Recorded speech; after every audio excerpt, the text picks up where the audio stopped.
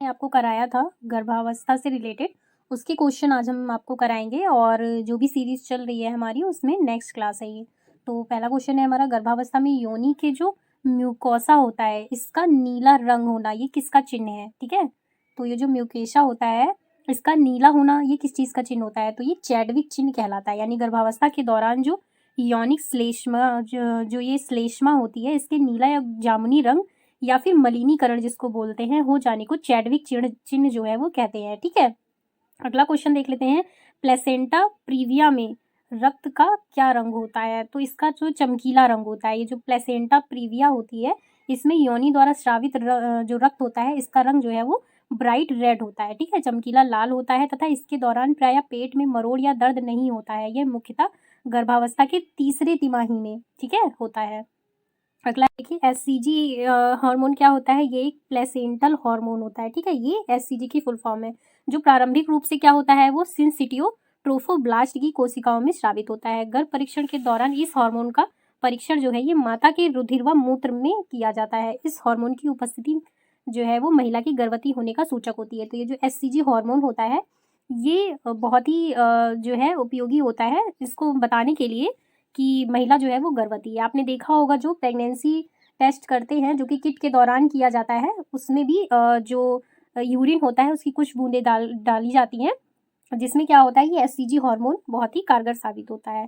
अगला देखते हैं, सूची फर्स्ट व सूची सेकंड को जो है सुमेलित करना है। तो देखते हैं, देखिए एंड्रोइल जो ये एंड्रोइड श्रोणी है ये किसको सूचित करती है, तो ये जो है क्या कहते हैं ये तिकोनी होती है। ठीक है, बाकी गायनिकोइड श्रोणी की बात करते हैं तो ये गोल होती है। अब एंथ्रोपोइड श्रोणी की बात करते हैं तो ये एंटेरियर पोस्टेरियर ओवर होती है। ठीक है, बाकी प्लेटी अब ये जब इससे मिल गई हैं तो आप इसमें लास्ट वाला इससे मिला दीजिए। ठीक है, तो इस तरीके से मिला के अगर हम करें तो कौन सा हो जाएगा, ये ऑप्शन नंबर बी हो जाएगा हमारा। ठीक है, यानी पहले का दूसरा, यानी ये जो एंड्रोइड श्रोणी होती है ये तिकोनी होती है। ठीक है, इसको आप याद कर लीजिएगा।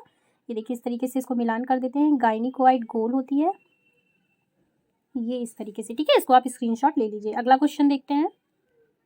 अगला क्वेश्चन है, इंट्रापार्टम भ्रूण की निगरानी के विभिन्न तरीकों में से सभी शामिल हैं सिवाय किसके। तो देखिए भ्रूण की जो खोपड़ी होती है उत्तेजना परीक्षण और भ्रूण पल्स ऑक्सीमेट्री, भ्रूण के रक्त का नमूना और ब्रेक्सटन हिक्स कॉन्स्ट्रक्शन, तो यही हो जाएगा। बाकी ये सारे इसमें क्या होते हैं ये शामिल होते हैं। देख लेते हैं एक्सप्लेन किया गया है यहाँ पे। भ्रूण क्या है, प्राणी के विकास की प्रारंभिक अवस्था को कहते हैं। मानव में 3 मास की गर्भावस्था के पश्चात भ्रूण को गर्भ की संज्ञा दी जाती है। इंट्रापार्टम भ्रूण की निगरानी के विभिन्न तरीकों में भ्रूण की जो खोपड़ी है ये उत्तेजना परीक्षण, भ्रूण पल्स जो है वो ऑक्सीमेट्री, भ्रूण के रक्त का नमूना आदि वो शामिल होते हैं। ठीक है, अगला है, माता द्वारा महसूस की जाती है भ्रूण की हलचल, उसको निम्न में क्या कहा जाता है। ठीक है, तो इसको हम क्विकनिंग के नाम से जानते हैं। यानी माता द्वारा महसूस की जाने वाली भ्रूण की जो हलचल होती है इसको हम क्विकनिंग कहते हैं।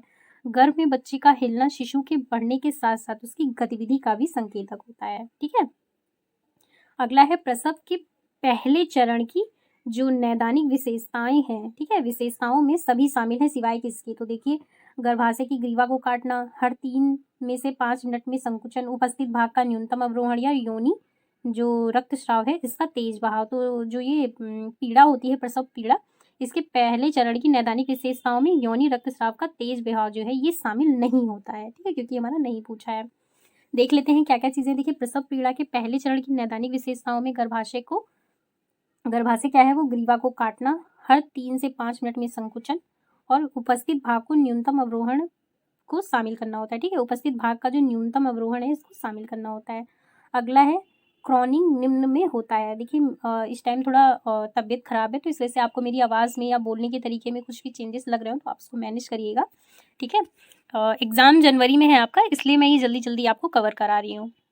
अगला है, क्रॉनिंग निम्न में होता है। तो क्रॉनिंग क्या कहलाता है, तो देखिए क्रॉनिंग जो होता है ये प्रसव पीड़ा का दूसरा चरण होता है। ठीक है, जब बच्चे का सिर योनि द्वार में दिखाई देने लगता है तब उसे क्रॉनिंग कहते हैं। ये प्रसव पीड़ा का दूसरा चरण होता है। देखिए विस्तृत रूप से समझने के लिए मैंने इसको 2 पार्ट में कवर कराया है, आप उसको पूरा वीडियो देखिएगा, आपको बहुत ही अच्छे से ये समझ में आएगा क्रॉनिंग क्या होती है। और भी कई सारे जो प्रोसेस है गर्भावस्था के दौरान, तो प्लेसेंटा हो गया, और जब बच्चा जो है उल्टा हो जाता है या उस प्रारंभ रूप में वो दिखाई देता है किस तरीके से, और गर्भावस्था के कितने चरण होते हैं, किस प्रकार से प्रसव कराया जाता है, ये सारा मैंने उसमें सब कुछ कवर कराया हुआ है। आपको फर्स्ट और सेकंड जो पार्ट है उनको आप देखिएगा, ठीक है। उसके बाद इसको लगाइएगा, बहुत अच्छे से आपको समझ में आएगा। अगला है, गर्भाशय के संकुचन को बढ़ावा देने के लिए प्रशासित दवाएं हैं, कौन सी हैं? तो वो ऑक्सीटोसिन होता है, ठीक है। गर्भाशय के संकुचन को बढ़ावा देने के लिए ऑक्सीटोसिन हार्मोन दिया जाता है, इसे लव हार्मोन भी कहते हैं। ऑक्सीटोसिन जो ये होता है, यह जो हार्मोन होता है ये हाइपोथैलेमस में उत्पन्न होता है। ये यौन प्रजनन, सामाजिक संबंध, शिशु के जन्म और उसके बाद महिलाओं को होने वाले मासिक धर्म में महत्वपूर्ण भूमिका ये निभाता है, ठीक है। अगला है, एक प्रकार की प्रस्तुति जिसमें भ्रूण के नितंब श्रोणि इनलेट में उपस्थित होते हैं और भाजक को त्रिकास्थी, ठीक है, होती है, यानी भाजक को त्रिकास्थी होती है, उसे क्या कहा जाता है? तो उसे हम ब्रीच प्रेजेंटेशन कहते हैं, ठीक है। ब्रीच प्रेजेंटेशन कहते हैं। अब ये ब्रीच प्रेजेंटेशन क्या होती है? ये एक प्रकार की प्रस्तुति है जिसमें भ्रूण के नितंब यानी श्रोणि इनलेट में उपस्थित होते हैं और भाजक को त्रिकास्थी होती है। अगला है, सब पीड़ा में पीड़ा का कारण निम्नलिखित जो है सभी कारक हैं सिवाय किसके? देखिए, संकुचन के दौरान मायोमेट्रियल इसिकमिया ये भी होता है, अप्रभावी सिडेशन, फैलाव के दौरान सर्वाइकल स्ट्रेचिंग और फंडस के ऊपर पेरिटोनियल स्ट्रेचिंग। तो क्या हो जाएगा? वो प्रभावी जो ये सिडेशन होता है, अप्रभावी सिडेशन ये नहीं होता है, बाकी ये सारी कारण जो है इसके होते हैं, ठीक है। अगला देखते हैं, प्रसव पीड़ा की प्रगति एक आलेखी प्रस्तुति जिसमें ग्रीवा फैलाव और भ्रूण के सिर आरोहण को समय के सामने आलेखित किया जाता है, उसे क्या कहा जाता है? तो इसको हम जो है पार्टोग्राम के नाम से जानते हैं। ये भी मैंने आपको टॉपिक में कराया हुआ है। प्रसव पीड़ा की प्रगति एक आलेखी प्रस्तुति है जिसमें ग्रीवा फैलाव और भ्रूण के सिर आरोहण को समय के सामने आलेखित किया जाता है, उसे पार्टोग्राम के नाम से जानते हैं। अगला देख लेते हैं, प्रसव पीड़ा के सक्रिय चरण के दौरान सिर किसके द्वारा प्रस्तुत किया जाता है? तो ये एक्सटेंशन के द्वारा किया जाता है। प्रसव पीड़ा के सक्रिय दौरान के द्वारा सिर जो है ये एक्सटेंशन द्वारा प्रस्तुत किया जाता है, ठीक है। अगला है, प्रसव की अनुमानित तिथि की गणना निम्न का उपयोग करके की जाती है। तो ये किसके द्वारा की जाती है? ये की जाती है नेजल नियम, नेजल का जो नियम होता है इसके द्वारा की जाती है। ये भी मैंने आपको विस्तृत टॉपिक में कराया हुआ है, ठीक है। प्रसव की अनुमानित तिथि की गणना नेजल के नियम का उपयोग करके ही की जाती है। अगला है, मितली और उल्टी जो आमतौर पर गर्भावस्था के 4 से 6 सप्ताह के आसपास शुरू होती है, उसे क्या कहते हैं? तो इसे मॉर्निंग सिकनेस के नाम से जानते हैं, ठीक है। ये 4 से 6 सप्ताह के आसपास शुरू हो जाती है, इसे मॉर्निंग सिकनेस कहते हैं। अगला है, गर्भावस्था में भ्रूण की हृदय गति की जो सामान्य औसत सीमा है ये कितनी होती है? तो इसकी जो औसत सीमा है ये 110 से 160 बीट्स प्रति मिनट होती है, ठीक है। ध्यान रखिएगा, 110 से 160 जो है बीट्स प्रति मिनट होती है। अगला है, एक महिला जिसने एक बार एक भ्रूण को जन्म दिया जो जीवन क्षमता के चरण तक पहुंच गई, उसे क्या कहा जाता है? तो इसे हम जो है प्रीमीपारा कहते हैं, प्रीमीपारा कहते हैं, ठीक है। ये देखिए, प्रीमीपारा कहते हैं। अगला है, प्रारंभिक गर्भावस्था में निर्देशित पोषण जो ये सप्लीमेंट होते हैं इन्हें क्या कहते हैं? तो ये फॉलिक एसिड के नाम से जाने जाते हैं, ठीक है। अगला है, लौकिया रूब्रा का रंग कैसा होता है? तो ये जो लौकिया रूब्रा होती है इसका रंग जो होता है ये लाल रंग होता है, ठीक है। रेड कलर की ये होती है, रेड कलर की होती है, ठीक है, लौकिया रूब्रा। अगला है, प्रसव के कितने सप्ताह को प्रसवोत्तर काल कहा जाता है? तो ये 6 सप्ताह का जो काल होता है इसको प्रसवोत्तर काल भी कहते हैं, ठीक है, यानी प्रसव के बाद वाला काल, ठीक है। अगला है, मैकोनियम अभिरंजित लिकर में एमनियोटिक द्रव का रंग कैसा होता है? तो ये हल्का जो है ये ग्रीनिश कलर होता है, यानी थोड़ा हरे रंग सा ये होता है, ठीक है। अगला है, प्रसव पीड़ा के तीसरे चरण के सक्रिय प्रबंधन के घटकों में सभी शामिल हैं सिवाय किसके? अब देख लेते हैं, ऑक्सीटोसिन का उपयोग, गर्भाशय मसाज, प्लेसेंटा की डिलीवरी या फिर कक्ष पालन। तो इसमें क्या शामिल नहीं होता है? इसमें कक्ष पालन जो है ये शामिल नहीं होता है, बाकी ऑक्सीटोसिन का उपयोग भी होता है, गर्भाशय मसाज भी होता है, प्लेसेंटा की डिलीवरी भी इसमें शामिल होता है। अगला क्वेश्चन देखते हैं, प्रसव पीड़ा के दौरान निम्नलिखित में से किस तरीके से ऑक्सीटोसिन इंजेक्शन को अंतःशिरा रूप में प्रशासित किया जाना चाहिए? तो ये जो इंट्रावेनस इन्फ्यूज़न होता है, ठीक है, इन्फ्यूज़न होता है, इसके थ्रू जो है ये ऑक्सीटोसिन इंजेक्शन को अंतःशिरा रूप में जो है प्रशासित किया जाना चाहिए। अगला है, एपिसिओटमी जो है निम्न के दौरान किया जाना चाहिए, तो वो प्रसव पीड़ा का जो दूसरा चरण होता है इसके दौरान किया जाना चाहिए। अगला है भारतीय सार्वजनिक स्वास्थ्य मानकों के अनुसार जो प्रथम प्रसव पूर्व भेंट की जानी चाहिए, तो ये कब की जानी चाहिए, तो ये 12 सप्ताह के भीतर की जानी चाहिए, ठीक है, गर्भधारण के 12 सप्ताह के भीतर। अगला है हमारा लेबर रूम का टेम्परेचर कितना होना चाहिए, तो ये 26 से 28 डिग्री सेंटीग्रेड जो है वो होना चाहिए। अगला है हमारा गर्भवती महिला को टिटनेस यानी जो टॉक्सोइड है के 2 टीके लगाने के बीच कम से कम कितना अंतराल रखना चाहिए, तो वो कम से कम जो है 4 सप्ताह का अंतराल इसके बीच में रखना चाहिए, ठीक है, इन दोनों जो है टीकों के बीच में। अगला है प्रसव की जो संभावित तिथि है इसका पता लगाने के लिए पिछली माहवारी से पहले दिवस के कितने दिन जोड़ने चाहिए, ठीक है, यानी पीरियड से पहले के कितने दिन जो है वो जोड़ने चाहिए, तो ये 9 माह 7 दिन जोड़ना चाहिए, ठीक है। अगला है यानी टोटल जो इसका मनुष्यों में जो सामान्य गर्भकाल की जो अवधि होती है, अगर डेज में पूछेगा तो 280 दिन हो जाएंगे। इसमें सबसे अधिक गर्भकाल की जो बात करें तो वो हाथियों का होता है, जो कि 22 से 23 माह का होता है। जाहिर सी बात है वो बड़ा जानवर है तो उसमें टाइम भी अधिक लगेगा। अगला है गर्भवती महिला में सामान्य जो श्वसन दर है, ठीक है, वो कितनी है, तो ये 12 से 20 प्रति मिनट हो जाएगी, ठीक है, 12 से 20 प्रति मिनट हो जाएगी गर्भवती महिलाओं में। अगला है फेटोस्कोप से फेटल हार्ट साउंड जो है ये गर्भधारण की कितनी अवधि के बाद सुनी जा सकती है, तो इससे जो है 20 सप्ताह के बाद सुनी जा सकती है। अगला है किसका उपयोग करके प्रसव की अपेक्षित तिथि की गणना की जाती है, तो ये नेगेल का सूत्र होता है, ठीक है, इसके द्वारा की जाती है। इसको नेजल या जो है नेजल भी बोलते हैं, ठीक है, ये देखिए इंग्लिश में नेजल है, इसका नेजले का जो है नेगले बोल दीजिए या नेजले बोल दीजिए, इसके सूत्र का उपयोग करके इसकी जो तिथि है उसकी प्रत्येक प्रसव पूर्व जांच में निम्नलिखित जांचें की जानी चाहिए। कौन कौन सी की जानी चाहिए, तो हीमोग्लोबिन की जानी चाहिए, यूरिन में शुगर की जानी चाहिए, यूरिन एल्ब्यूमिन की जानी चाहिए, ठीक है। अगला है हमारा सामान्य प्रसव में औसतन कितना खून बह जाता है, तो सामान्य प्रसव में जो है वो 500 ml तक जो खून है वो बह जाता है। अगला है बायोमेडिकल वेस्ट रूल के अनुसार नाल जो है इसको नाल को कौन सी थैली में डाला जाता है, तो इसको जो है बायोमेडिकल वेस्ट रूल के अकॉर्डिंग जो है इसको वो पीली थैली में जो है वो डाला जाता है, ये प्लेसेंटा को पीली थैली में डालना चाहिए, ठीक है। अगला है प्रसवोत्तर जो वंध्याकरण है प्रसव के कितने समय पश्चात किया जाना चाहिए, तो ये 24 घंटे से 7 दिन के भीतर जो है वो किया जाना चाहिए। अगला है एपिसिओटमी के दौरान किया जाता है, जो ये है ये कब किया जाता है, तो ये प्रसव के जो दूसरे सप्ताह है इसमें किया जाता है। ये जो एपिसिओटमी है ये इसके दूसरे चरण में किया जाता है। अगला ऐसी महिला जिसने कभी बच्चे को जन्म नहीं दिया है उसको क्या कहते हैं, तो इसको हम जो है वो नलीपारा कहते हैं, ठीक है, उसे हम नलीपारा कहते हैं, जिसने कभी भी किसी बच्चे को जन्म। अगला है गर्भावस्था के कॉर्पस ल्यूटियम द्वारा लगभग विशेष रूप से निर्मित एक पेप्टाइड हार्मोन है, तो वो कौन सा है, तो ये रिलैक्सिन हार्मोन हो जाएगा, ठीक है। अगला है गर्भावस्था के दौरान चेहरे में बढ़े हुए रंजकता को क्या कहा जाता है, तो इसको हम जो है वो क्लोसमा नाम देते हैं, ठीक है। अगला है RCH चरण फर्स्ट के तहत प्रदान की जाने वाली आवश्यक प्रसूति देखभाल निम्न में से सभी हैं सिवाय किसके, तो पहला है गर्भावस्था की प्रारंभिक पंजीकरण, दूसरा है ANM या चिकित्सा अधिकारी द्वारा जो है न्यूनतम जन्म पूर्व जांच का प्रावधान, सुरक्षित अस्पताल या घर पर प्रसव का प्रावधान या प्रसव काल के दौरान 3 जांच का प्रावधान, तो ये सेकंड वाला हो जाएगा। ANM व चिकित्सा अधिकारी द्वारा न्यूनतम 10 जन्म पूर्व जो है जांच का प्रावधान, ये नहीं होता है, बाकी सारे होते हैं। अगला है देखिए अगर आपको यहाँ पे आंसर दिख भी जाता है तब भी आप खुद से कोशिश किया करिए कि आप पहले इसको पढ़ें और फिर लगाएं, ठीक है। अगला है हमारा गर्भवती महिला को गर्भावस्था के निम्नलिखित में से किस महीने में 2 बार प्रसव पूर्व जो है वो क्लिनिक में जाना चाहिए, 6वें महीने में, 7वें महीने में, 8वें महीने में या 9वां महीने में, ठीक है। तो इनको जो है वो 8वें महीने में 2 बार प्रसव पूर्व क्लिनिक में जाना चाहिए, ठीक है।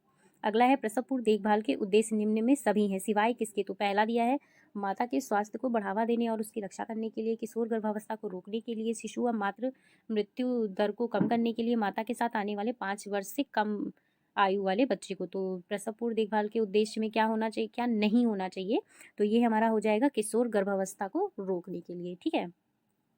अगला हो जाएगा गर्भावस्था के 20 सप्ताह में गर्भाशय का कोष जो है वो निम्न पर स्पर्शनीय होता है, तो किस पर स्पर्शनीय होता है, ये नाभि की निचली सीमा में जो है वो स्पर्शनीय होता है। अगला है भ्रूण में दूसरी तिमाही के दौरान होने वाले परिवर्तन निम्न में है, किसके सिवाय नहीं, यानी पूछा है निम्नलिखित में सभी हैं सिवाय किसकी, यानी कौन सा एक ऐसा है जो नहीं है। ठीक है, तो देखिए स्टेथोस्कोप से भ्रूण के हृदय की आवाज़ सुनी जा सकती है, कंकाल जो है वो कैल्सीकृत है, आंखें बंद रहती हैं और शरीर की वृद्धि हो जाती है और लाइटनिंग होती है, यानी ये सारे हैं हमारे, लाइटनिंग होती है ये नहीं होगा। ठीक है, अगला है एक महिला का जो है सीरम और मूत्र निम्नलिखित सभी स्थितियों में जो है एससीजी के लिए सकारात्मक परीक्षण करेगा, सिवाय किसके, तो ये जो है वो हिस्टेरेक्टोमी के पश्चात करेगा। ठीक है, अगला है गर्भनाल के माध्यम से अजन्मे बच्चे में मात्र एंटीबॉडी का संचरण निम्न उदाहरण है, किसका उदाहरण है, तो ये जो है वो निष्क्रिय प्रतिरक्षा का उदाहरण। प्लेसेंटा के माध्यम से अजन्मे बच्चे में मात्र एंटीबॉडी का जो संचरण है ये निष्क्रिय प्रतिरक्षा का उदाहरण है। अगला है हमारा एक प्रसवोत्तर महिला को निम्नलिखित में से किस उद्देश्य के लिए कैगल व्यायाम करने के लिए का निर्देश दिया जाना चाहिए, तो गर्भाशय के समावेशन को बढ़ावा देने के लिए, मूत्रपत्र संक्रमण को रोकने के लिए, या फिर पेल्विक स्नायु बंधन को मजबूत करने के लिए, या पेल्विक फ्लोर की मांसपेशियों को मजबूत करने के लिए, तो ये दिया जाना चाहिए पेल्विक फ्लोर की मांसपेशियों को मजबूत करने के लिए। ठीक है, केगल। अगला है नर्स इस बात से अवगत है कि गर्भावस्था के अनुकूलन से श्रोणि क्षेत्र में रक्त की आपूर्ति बढ़ जाती है, जिसके परिणाम स्वरूप योनि म्यूकोसा के बैगनी रंग का जो मलिनीकरण है वो होता है, जिसे किसके रूप में जाना जाता है, तो इसे चैडविक चिन्ह के रूप में जाना जाता है। ठीक है, अगला है हमारा गर्भनाल होता है, तो गर्भनाल में अगला है गर्भनाल में होता है, क्या होता है, एक धमनी एक नस, दो धमनी एक नस, दो धमनी या दो नस, एक धमनी दो नस, तो गर्भनाल में जो है वो दो धमनी और एक नस होता है। ठीक है, दो धमनी एक नस। अगला है हमारा भ्रूण की सबसे पहली सक्रिय हरकत को जिसे माँ सबसे पहले समझती है उसको क्या कहते हैं, तो उसको हम क्विकनिंग के नाम से जानते हैं। ठीक है, अगला है हमारा भारतवर्ष में माँ की मृत्यु का प्रमुख कारण क्या है, तो वो रक्तस्राव है। ठीक है, अगला है प्राइमी पैरा में पार्टोग्राफ की जो लेटेंट फेज है ये लगभग कितने घंटे की होती है, तो ये 8 घंटे की होती है। अगला है फाइब्राइड यूट्रस किस में ज़्यादा होता है, तो ये जो है 35 वर्ष से अधिक की महिलाओं में होता है। ठीक है, प्रसव पीड़ा इंजेक्शन के सक्रिय प्रबंधन के दौरान एग्रोमेट्रिन को निम्नलिखित स्थितियों में किसमें कंट्रा इंडिकेट किया जाता है, तो वो गंभीर एक्लेप्सिया में किया जाता है। ठीक है, अगला है भ्रूण क्षिप्र हृदयता निम्नलिखित सभी कारकों के कारण होता है सिवाय किसके, तो ये जो है गंभीर भ्रूण हाइपोक्सिया में नहीं होता है, बाकी सब में होता है। ठीक है, अगला है भ्रूण के रक्त का नमूना निम्नलिखित स्थितियों में से किसमें प्रतिदिष्ट की जाती है, तो ये जो है HIV पॉजिटिव महिला के उसमें किया जाता है। अगला है हमारा रक्त शर्करा का मान जो है सामान्य से ऊपर है लेकिन उस नैदानिक मधुमेह से नीचे है जो गर्भावस्था के दौरान होता है, उसे क्या कहते हैं, तो उसे हम जो है गर्भकालीन मधुमेह कहते हैं। अगला है गलत प्रसव पीड़ा के लक्षण निम्नलिखित सभी हैं सिवाय किसके, तो ये जो है नियमित अंतराल पर पीड़ा होती है इसमें। अगला है प्रसव के दौरान जो है गर्भाशय ग्रीवा के गायब होने को क्या कहते हैं, तो इसको हम जो है वो एफेसमेंट के नाम से जानते हैं, एफेसमेंट के नाम से जानते हैं। माता द्वारा महसूस की जाती भ्रूण की प्रथम हलचल को कहा जाता है, तो इसको क्विकनिंग के नाम से जानते हैं। अगला है एक कार्यक्रम जिसने मातृ मृत्यु दर को कम करने के लिए विशिष्ट अल्पकालीन स्थितियों यानी मामलों में ANM द्वारा दवाओं का उपयोग करने की अनुमति दी है, वह कौन सी है, तो ये RCH चरण इसका सेकंड हो जाएगा, RCH का चरण सेकंड हो जाएगा। ठीक है, अगला है पहली रेफलर इकाई के रूप में सुविधा की घोषणा करने के लिए 3 महत्वपूर्ण निर्धारकों में 24 घंटे की उपलब्धता वाली निम्नलिखित सभी सुविधाएं शामिल होती हैं सिवाय किसके, तो ये जो है टीकाकरण सुविधा के अलावा बाकी सारी जो है वो प्राप्त होती हैं। अगला है भारत में मातृ मृत्यु का सबसे प्रमुख कारण कौन सा है, तो जाहिर सी बात है वो रक्तस्राव हो जाएगा। ठीक है, अगला है गर्भावस्था के दौरान तंबाकू का सेवन करने से क्या हो सकता है, तो इससे जो है वजन कम वाला बच्चा पैदा होता है। ठीक है, कम वजन वाला बच्चा होता है। ठीक है, लो बर्थ वेट बेबी। अगला है मातृ मृत्यु दर को निम्न रूप में व्यक्त किया जाता है, तो इसको प्रति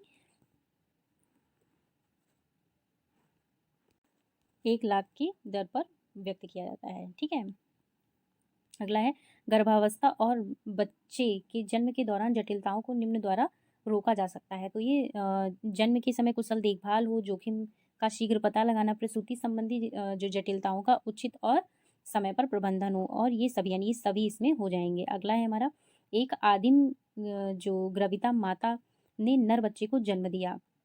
जन्म के बाद नवजात में क्या है वो श्राव दिखाई देता है। नर्स को नवजात शिशु का जो सेक्शन है निम्न में से किस विधि द्वारा करना है, तो वो जो है इनको पहले मुंह और फिर नाक से करना है। अगला है देखिए इस उपकरण को पहचानना है कि ये क्या है, तो ये जो है ये इसको हम बेबकॉफ फॉरसेप्स कहते हैं। अगला देखिए दिया हुआ है HELLP सिंड्रोम किसकी जटिलता है, तो ये जो है पूर्व प्रसवाक्षेप की एक जटिलता है। ठीक है, इसी के साथ प्रसवावस्था से संबंधित जो हमारा टॉपिक था ये समाप्त हो गया है। इससे जितने भी जो क्वेश्चन बनते थे वो मैंने इसमें कंप्लीट करा दिए हैं। आगे का जो नेक्स्ट टॉपिक है वो हम